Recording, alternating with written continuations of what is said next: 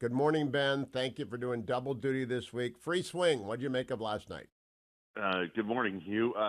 What I made of last night is I think we just watched the last, unless there's another one this cycle, the last major network political presidential debate.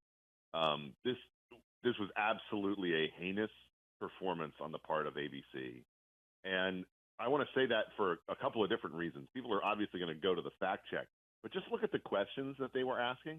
Look at the time that they spent on issues. Look at how much they spent time on, climate change versus inflation. Look at how much they sort of spent time on January 6th versus asking, by the way, the question about, is Joe Biden functional as president? Can he continue to be president? Which is just the most basic and obvious question to put to Kamala Harris. It's the kind of performance that I think is absolutely disgusting to see in real time. And look, I am in no way going to denigrate the journalistic chops of David Muir, 2014's People Magazine Sexiest Man of the Year, to be capable of asking serious questions. But he certainly was not asking serious questions last night. He was essentially pivoting at every moment from saying that what the former president said is wrong, and now Vice President Harris, what do you think about that? And that just repeatedly happened over and over and over again.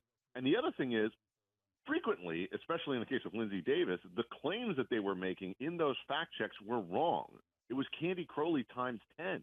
It was them saying things that simply are at odds with the facts. And one of the things I think in particular that stands out is Tim Walz, as you know, what signed two bills into law, one that essentially guarantees abortion in Minnesota up to the point of birth, and the other that repealed requirements that would have had infants who were born alive, required the hospitals to take care of them in that instance.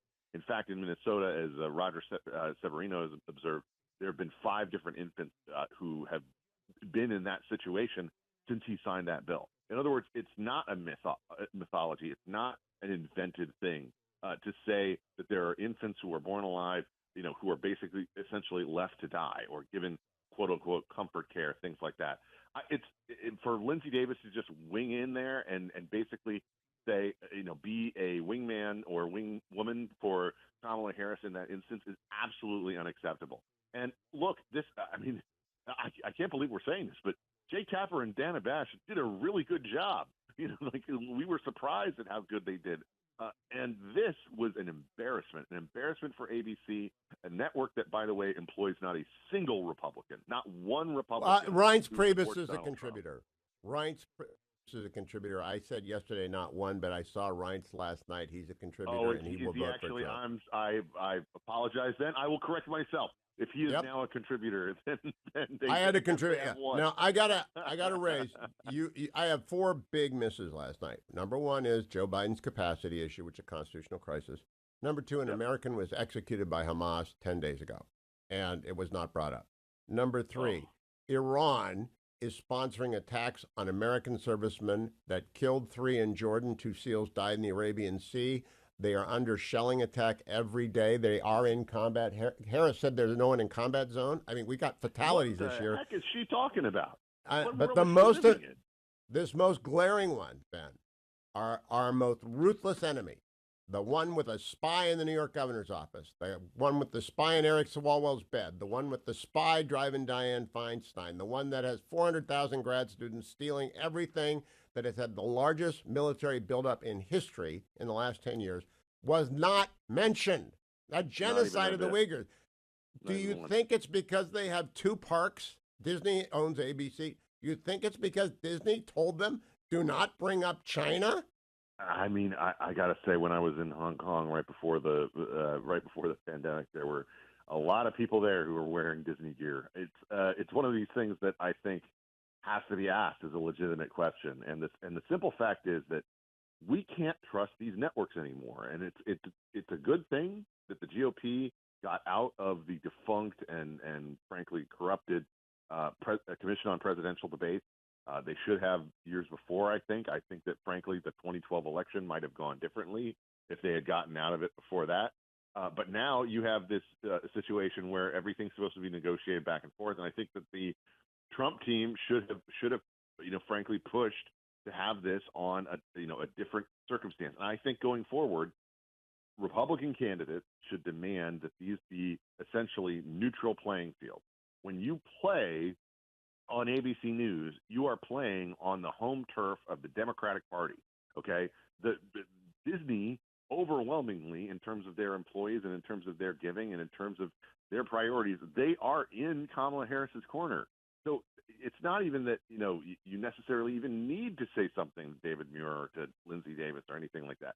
It's more that there is already a thumb on the scale before things even start. Now, I will say the former president didn't do a good job of dealing with this. When we talked last week, I said the one thing that he needed to do was to be disciplined, was to be focused, was to keep things away from personal attacks and focused on policy. And I think that when he was talking about the economy, when he was talking about, for the most part, the border, when he was talking about things that are, obviously very important to him, I think he actually did a pretty good job. He would have these runs of a few minutes where he would do a pretty good job of prosecuting his case. But then he would get distracted and he would veer off, and he took every bit of bait that she put out and that the moderators put out in a way that I think was not helpful to him.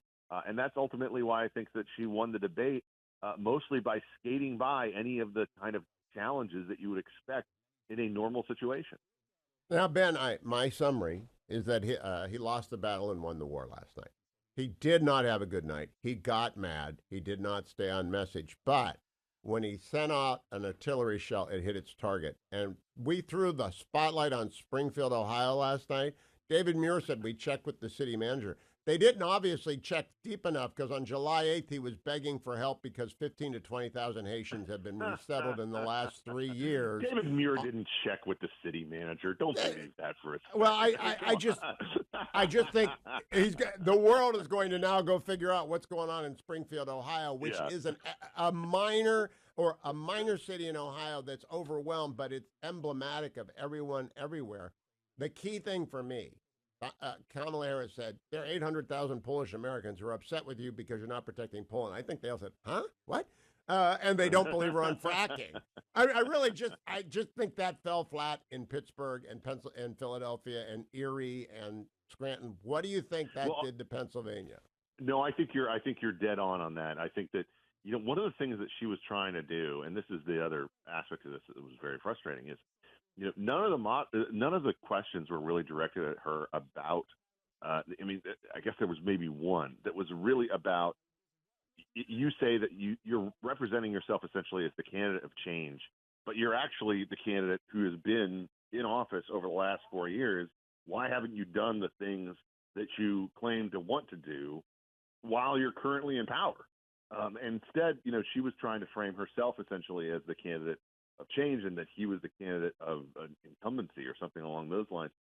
And so when she says things that are like that, I just think that that's insulting. I don't think anybody takes that seriously. What I do think, though, Hugh, is this is more a missed opportunity for him than it is anything else. It's more that, she's not going to be exposed in a way that is in public and having to take questions in any more than probably one or two more incidents between now and Election Day. I think that he failed to deliver on. He could have won the election last night. He could have sealed it. He could have sealed the deal, and he didn't. And that was very unfortunate.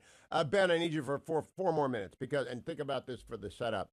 I've done debate prep with Kristen Welker. I've done debate prep with Dana Bash. I watched Lindsay last night, and of course your wife was big TV for a long time. I think all women of the left feel obliged to bring up abortion, not because we learn anything new, but because their friends are mad at them if they don't. And I do. It's so repetitive, and they never ask about late-term abortions because they don't want to talk about late-term abortions. I agree with Donald Trump's position on abortion. It ought to be left to the states. I wish I could articulate it for him better than he does for himself. But I want to go back to that question. Do you think women in big media feel obliged so that they don't get heat to always speak up on behalf of reproductive rights? Always?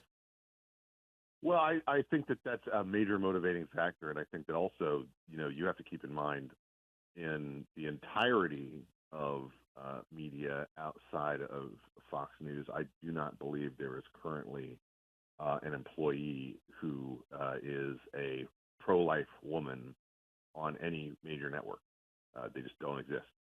I agree. The ABC, CBS, there's just not anybody there. And they don't have any interest in finding them either. They don't want one. They're not interested. They would like to pretend that they don't exist. And yet, when you look at the polling data, this is a 55-45 kind of issue. And one of the things that I think is really an indictment of the way that this issue is talked about is that there is simply no interest in accuracy on the part of the questioners involved about what's going on or the way that this actually works. They simply want to use it as a cudgel against Republicans. And I also want to point out, I don't know if you saw this Hugh poll that came out a few days ago, where they do these massive surveys, obviously, that are regularly scheduled to see what voters care about. The abortion issue is 8 on the issue list, essentially. Right. And it was the second issue brought up yesterday. It was second again, and it's been both debates. So this is the point that I want to make. When they raise this issue, they're essentially reaching into the grab bag of things that they want to use as a cudgel against Republicans to talk about, as opposed to talking about something that actually matters to the voters. And then they're dishonest about it because late-term abortions They're fundamentally dishonest about it. And they pretend that late-term abortions, by the way, there's a huge glorifying profile of an abortionist in Colorado in the Atlantic in their previous edition, who does abortions at 30 weeks. Okay, and it's meant to be like it's like a love letter, honestly, to what he does, and yet they turn around and pretend like something like that doesn't exist. The only federal law that's ever been passed about abortion post-Roe is a ban on late-term abortion. It's the only thing that got through the Congress, a ban on late-term abortion. And I don't think the news people know that. I just think they are fundamentally ignorant willfully on this issue. Last word to you, Ben. I absolutely agree. And the other thing is, when Kamala Harris says something like they're banning IVF, nobody's banning IVF. Nobody's banning banning IVF. It simply doesn't exist. That's not something that is real. And yet they're not fact-checking that. They're not turning around and saying, well, actually, Madam Vice President, that's not the case. I would not do another debate. She challenged Trump last night. If I were Trump, I'd say, I will do a debate anytime, anywhere, same rules, but it's got to be Brett and Martha because they're fair. Yeah. I think you're completely dead on, and I really do believe this is the last time we're going to see a major network have a presidential debate. I just don't think it's going to happen again. I think next time around, they'd be better off having, as my wife has said before, they'd be better off having Joe Rogan and Charlemagne the God on YouTube doing these questions and answers. Amen. Than the kind of things that they're rolling out. It's absolutely biased. It's so tilted, and it's unacceptable. Ben Domenech, thank you. I'll talk to you again on Friday. Thank you for making a special appearance on Wednesday. Follow Ben at B Domenech on X.